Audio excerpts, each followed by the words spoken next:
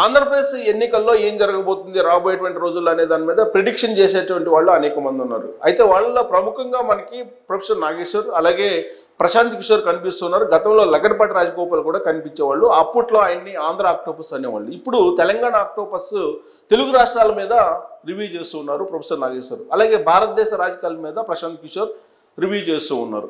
అయితే వీళ్ళు రివ్యూ చేసేటువంటి రివ్యూల్ని ఎంతవరకు నమ్మచ్చు? వీళ్ళు ప్యాకేజీలు తీసుకొని రివ్యూలు చేస్తూ ఉన్నారా, నిజంగానే వాస్తవాలు చెప్తున్నారా అనేటువంటి చర్చ అయితే సోషల్ మీడియాలో జరుగుతుంది. అలాగే బయట కూడా జరుగుతుంది, రాజకీయ వర్గాల్లో కూడా అదే జరుగుతుంది.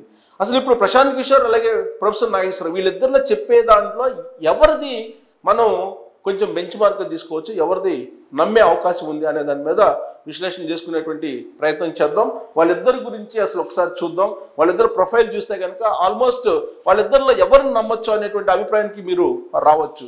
సో ఈయన ప్రొఫెసర్ నాగేశ్వర్, ఈయన స్వస్థలం మంచిర్యాల జిల్లా మందమర్రి ఈయనది. సో హైదరాబాద్ సిటీ కాలేజ్ నుంచి బీఎస్సీ ఎలక్ట్రానిక్స్ డిగ్రీలో ఎలక్ట్రానిక్స్ చేశాడు ఈయన. ఉస్మానియా యూనివర్సిటీ నుంచి జర్నలిజంలో పీజీ చేశాడు ఆయన. పీజీలో ఆయన జర్నలిజం చేశారు. ఉస్మానియా యూనివర్సిటీ ద్వారా పొలిటికల్ సైన్స్లో పిహెచ్డి కూడా చేశారు ఈయన, పొలిటికల్ సైన్స్లో. సో ఓఈలో జర్నలిజం డిపార్ట్మెంట్ హెడ్గా కూడా పనిచేశారు, అందుకే ఆయన ప్రొఫెసర్ అయ్యారు. కమ్యూనిస్ట్ భావజాలం కలిగినటువంటి వ్యక్తి ఈయన. 2007లో హైదరాబాద్ రంగారెడ్డి మహబూబ్నగర్ గ్రాడ్యుయేట్ ఎమ్మెల్సీగా తొలిసారిగా ఆయన మండలిలో అడుగుపెట్టారు, ప్రజా జీవితంలోకి అంటే ప్రత్యక్ష ఎన్నికల్లో అడుగుపెట్టారు. 2009లో మరోసారి ఎమ్మెల్సీగా ఎన్నికయ్యారు.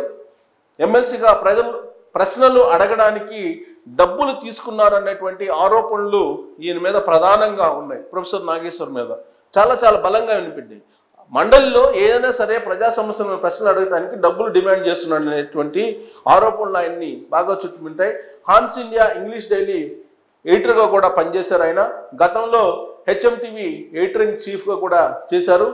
తర్వాత 10 టీవీ వ్యవస్థాపక చైర్మన్గా కూడా ఉన్నారు. సో ఇలా రకరకాలుగా ఆయన రూపాంతరం చెందుతూ వచ్చారు. తెలుగు, ఇంగ్లీషు, సోషల్ మీడియాలో పొలిటికల్ కామెంటేటర్గా ఇప్పుడు ఆయన సోషల్ మీడియాలో పరిచయస్తులుగా ఉన్నారు. ఆయన తెలంగాణ అసెంబ్లీ ఎన్నికల్లో కేసీఆర్ పై వ్యతిరేకత గురించి ముందస్తు అంచనా వేశారు. ఏపీ జగన్ గెలుస్తాడని ఏపీలో ఇప్పుడు ప్రొఫెసర్ నాగేశ్వర్ అభిప్రాయపడుతూ ఉన్నారు. సంక్షేమ పథకాలు గట్టెక్కిస్తాయని చెప్పి ప్రొఫెసర్ నాగేశ్వర్ చేస్తున్నటువంటి విశ్లేషణ అది ప్రొఫెసర్ నాగేశ్వర్ గురించి బ్రీఫ్గా. ఎందుకంటే ప్రొఫెసర్ నాగేశ్వర్ తెలంగాణ అసెంబ్లీ ఎన్నికల్లో తొలుత కేసీఆర్ ప్రభుత్వాన్ని ఏర్పాటు చేస్తారన్నారు. తర్వాత తీరా ఎలక్షన్లు వచ్చేటప్పటికి మాట మార్చి ప్రభుత్వం మారే అవకాశం ఉందనేటువంటి విశ్లేషణ కూడా చేశారు. ఇక మనం ప్రశాంత్ కిషోర్ తీసుకున్నాం. స్వస్థలం వచ్చేసి బీహార్లోని రోహ్తాస్ జిల్లా అయింది ప్రశాంత్ కిషోర్ది. సోషల్ యాక్టివిస్ట్, పొలిటికల్ స్ట్రాటజిస్ట్ ఈయన. తర్వాత ఈయన ఐక్యరాజ్య సమితి ఆర్థిక సహాయంతో పేదల ఆరోగ్య సంరక్షణ కోసం కృషి చేశారు. 2011లో మోడీని మూడోసారి గుజరాత్ సీఎం చేయడానికి వ్యూహకర్త అవతారం ఎత్తారు. 2011లో రాజకీయ వ్యూహకర్తగా ఆయన అవతారం ఎత్తారు. సిటిజన్స్ ఫర్ అకౌంటబుల్ గవర్నెన్స్ సంస్థ ఏర్పాటు చేశారు ఈయన. 2014లో మోడీ సారథ్యంలో బీజేపీ విజయానికి దేశవ్యాప్తంగా వ్యూహాలు రచించారు. 2015లో సిఏజీ పేరు మార్చి ఐపాక్ సంస్థను స్థాపించారు. 2015లో నితీష్ కుమార్ను బీహార్ సీఎం చేయడంలో ఆయన క్రేజ్ పెరిగింది, ఐపాక్ క్రేజ్ కూడా పెరిగింది. 2017లో యూపీ ఎన్నికల్లో కాంగ్రెస్కి వ్యూహాలు రచించారు. సో కానీ అవి బిడ్స్ కొట్టినాయి. 2017లో పంజాబ్లో అమరేందర్ సింగ్ను సీఎం చేయడంలో ఐపాక్ చాలా కీలక పాత్ర పోషించింది. 2019లో ఏపీలో వైసీపీ విజయం కోసం వ్యూహాలు రచించారనే సంగతి అందరికీ తెలుసు. 2020లో బీహార్లో నితీష్ కుమార్, ఢిల్లీలో కేజ్రీవాల్ను గెలిపించినటువంటి ఐపాక్ చాలా కీలకంగా వ్యవహరించిన వాళ్ళని సీఎం చేయట్లో. అలాగే 2021లో పశ్చిమ బెంగాల్లో మమతా బెనర్జీ విజయాన్ని అందించింది ఐపాక్. ప్రశాంత్ కిషోర్ వ్యూహాలు అక్కడ బాగా ఫలించాయి. సో 2021లో రిటైర్మెంట్ ప్రకటించాడు ప్రశాంత్ కిషోర్. 2021 నుంచి ఆయన దూరంగా ఉంటున్నారు. 2022 మే 2న జనసురాజ్ పేరుతో రాజకీయ పార్టీని ఆయన ప్రకటించారు. బీహార్లో పాదయాత్ర కూడా చేశారు. దాదాపు 3000 కిలోమీటర్ల పాదయాత్ర ఆయన చేశారు. 2025 బీహార్ అసెంబ్లీ ఎన్నికల్లో పోటీకి ఆయన సన్నాహాలు చేసుకుంటూ ఉన్నారు. 2019లో ఏపీలో వైసీపీని గెలిపించారు ప్రశాంత్ కిషోర్ అనేది అందరికీ తెలిసినటువంటి విషయమే. 2024లో వైసీపీ ఓటమి ఖాయమని చెప్పి ఇప్పుడు ఆయన స్పష్టం చేస్తున్నారు. అందుకే ఇప్పుడు ఒక న్యూస్ మేకర్గా నేషనల్ వైడ్ మిగిలిపోయారు. ప్రభుత్వ సొమ్మును పంచి పెట్టడం తప్ప జగన్ ఏమీ చెయ్యలేదు అనేటువంటి ఒక పెద్ద కామెంట్ చేశారు. అభివృద్ధిని విస్మరించడమే జగన్ కొంప ముంచబోతుందని చెప్పి పీకే ఎక్స్పెక్ట్ చేస్తూ ఉన్నారు. సో ఇది వాళ్ళకు సంబంధించినటువంటి బ్రీఫ్.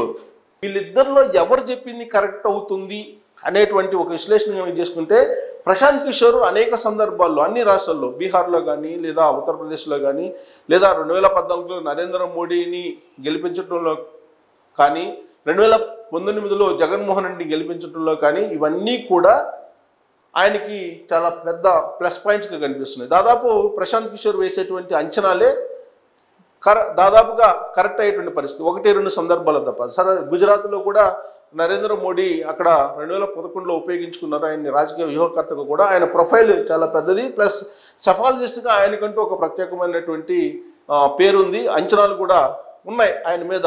సో ఆయన ఏదైనా సరే నిర్మోహటంగా చెప్తూ ఉంటారు. అలాగే ఆయన ఏదైనా ఎక్స్పెక్ట్ చేస్తే కనుక అది కరెక్ట్ అవుతుందని చెప్పి చాలామంది భావిస్తూ ఉంటారు.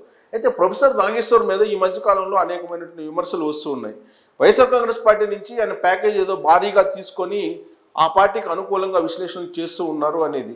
సో ఆయన ప్రొఫెసర్ నాగేశ్వర్ అనేక సందర్భాల్లో విశ్లేషణ విషయంలో కూడా తప్పటడుగు వేసినటువంటి చరిత్ర ఉంది అనేది ఇప్పుడు నెట్ జైళ్ళు కానీ సోషల్ మీడియాలో కానీ ఆయన మీద వస్తున్నటువంటి కామెంట్లు. సో వీళ్ళిద్దరూ చెప్పేటువంటి విశ్లేషణ ఆంధ్రప్రదేశ్ విషయంలో కొంత విభిన్నంగా కనిపిస్తుంది. ప్రశాంత్ కిషోర్ చెప్తున్న దాని ప్రకారం జగన్మోహన్ రెడ్డి సీఎం కావడం అసంభవం ఈసారి అని చెప్పి ఆయన చెప్తున్నారు. కానీ సంక్షేమ పథకాలను భారీగా అమలు చేస్తున్నారు కాబట్టి జగన్మోహన్ రెడ్డి అధికారంలోకి మరోసారి వస్తారని చెప్పేసి ప్రొఫెసర్ నాగేశ్వరరావు చెప్తున్నారు.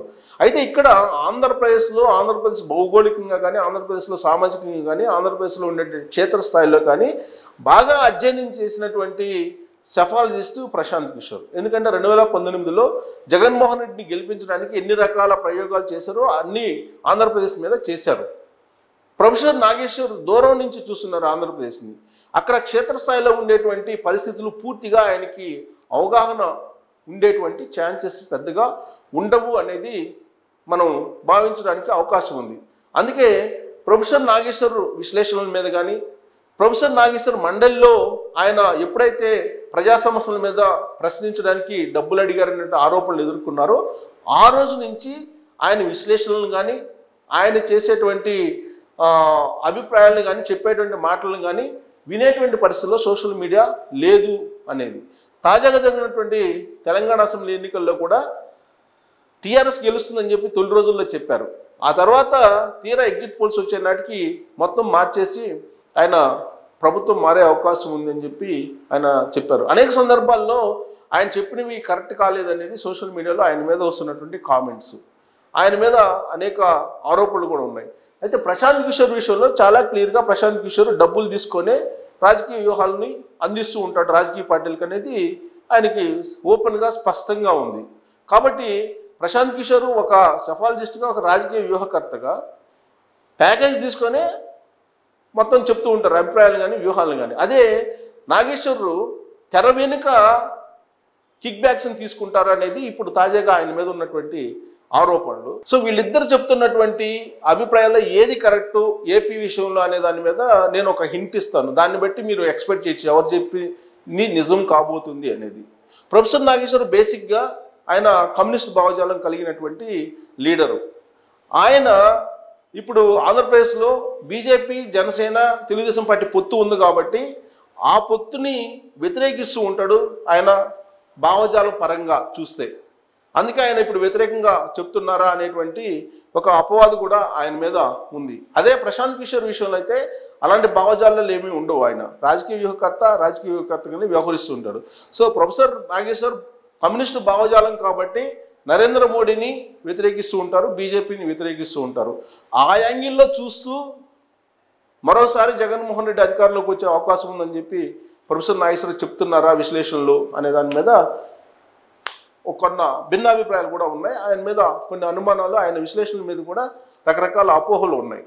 సో కాబట్టి చూడాలి ఏం జరుగుతుందని. ఇప్పుడు తాజాగా ఏపీ మీద వాళ్ళు విభిన్నంగా చెప్తున్నారు కాబట్టి వాళ్ళిద్దరు చెప్పిన దాంట్లో ఏది కరెక్ట్ అయ్యేటువంటి అవకాశం ఉందనే దాని మీద మీరు కూడా ట్రోల్స్ చేసి మీ అభిప్రాయాన్ని తెలియజేయచ్చు. Thank you very much.